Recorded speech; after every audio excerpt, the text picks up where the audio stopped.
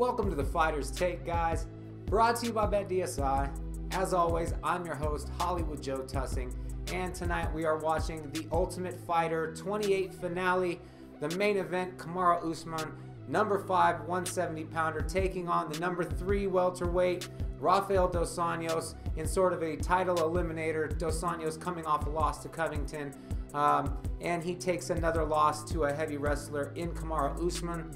But before we get to tonight's fight, take a look down the description after the video, follow the link over to BetDSI, sign up for an account, and they will match your first deposit up to $500. So tonight's main event, Ultimate Fighter Finale 28, Usman versus Dos Anjos, and Dos Anjos takes another L from an experienced and dominant top game wrestler in Kamaru Usman.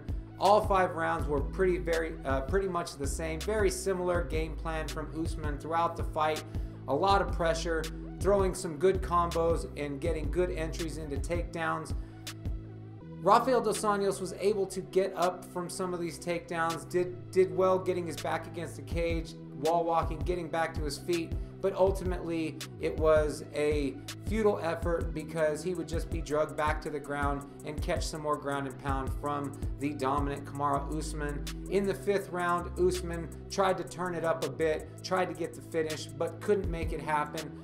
Throughout the fight, Rafeal dos Anjos landed a pretty nice up kick, also landed a nice knee as Usman shot in, but those were really the most effective shots throughout the fight. Usman pretty much had all 5 rounds handled with no problems. The 3 judges give Usman the decision 45-50, all 5 rounds going to Usman. And Rafeal dos Anjos just doesn't look big enough to be a welterweight, and he's a little bit too big to be 155 pounders.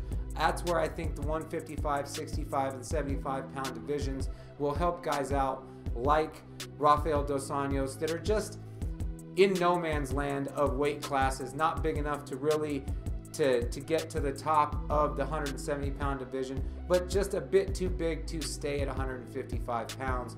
Interested to see who Usman gets matched up with next. Will he get the winner of Covington versus Woodley, or will they match him up with another contender, possibly Stephen Wonderboy Thompson?